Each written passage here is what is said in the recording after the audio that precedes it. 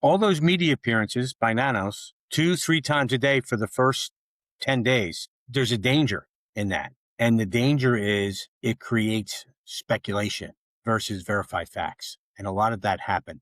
And the theories, I said this on one of the mediates when you or I were there. We both said it, that the media is sensationalizing this and they're running with it. They're fueling it. They keep throwing logs on the fire because it's a big deal and they want the ratings. And, you have to be careful with this. But, you look back and you say, well, was there a jurisdictional conflict between the agencies? Is there egos involved here? Very well could be. I don't know, Jim. I'm just very, very saddened by the way this thing was handled from the outset. The great thing about the Bureau, as it's always been, they come in, they do their job, they never say a word, and it came to the point, and I go back to the Idaho murders. The Bureau was involved in that the whole time, never said a word. And the Idaho State Police and the local police department called the FBI in. And who makes the arrest but the FBI? We never knew it was going to happen until it happened. That's the great thing about the Bureau. They keep their mouth shut, and they put their head to the trail, and they just keep on going. I'm hoping that the full truth here about this investigation becomes public. What do you think? I'm going to ask you this question. Do you think that the media helped or hurt this investigation? That's a good question. I mean, they have a right. I mentioned Second Amendment supporter before. First I Amendment. certainly am First Amendment supporter too. Freedom of the press, among other things. But yeah, there has to be responsibility with that. And we can spend several episodes discussing that and some of the blatant disregard that today's media has for the truth. I tell you what, I'm a lot more impressed, and we're not we're not investigative journalists, Ray. We're not journalists at all. We've been on a few podcasts with those who I would give that title to. I'd say Brian Nenton, one of them.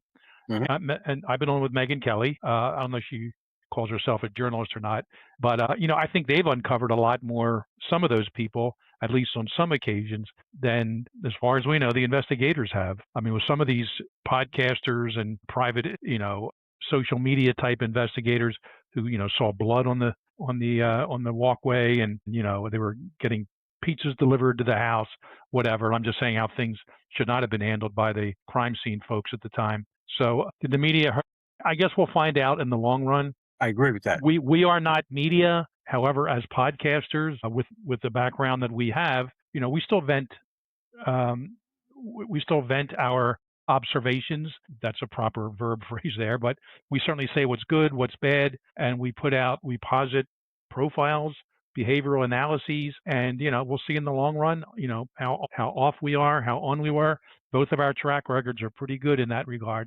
No profile is ever 100% accurate, but if you get about 90%, that helps the investigators narrow down that suspect pool when the time comes, or the public narrow down that suspect pool. That that could be valuable in that regard, and that's what we try to do here on Cold Red, because that's what we did together, Red, in the FBI. I mean, you were in Philly, I was in Quantico, but we worked together a lot on cases. Mm-hmm. We've talked about a bunch of them here. We've written books about them, 30-Year Bank Robber with you, and a bunch of my books in The Journey to the Center of the Mind, different cases we worked. So, and it's tough to give that up.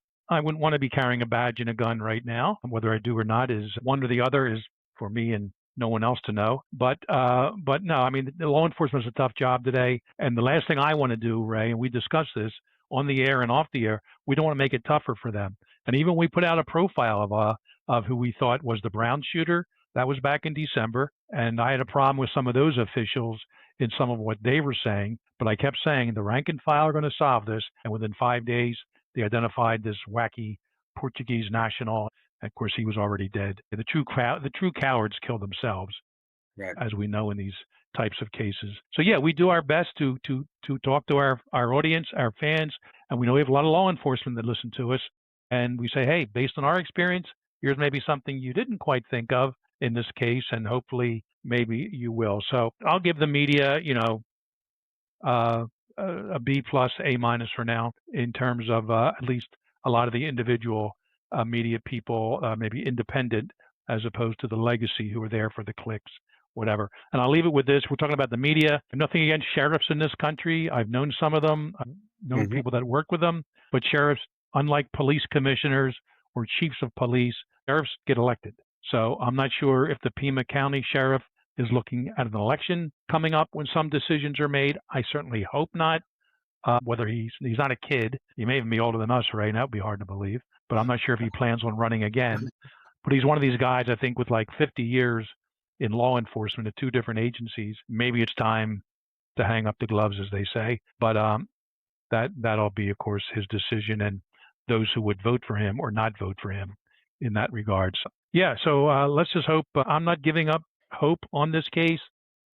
Not normal. In the Lindbergh kidnapping in the early 1930s, the deceased body of the baby hadn't even been found yet at the 3.5-month point.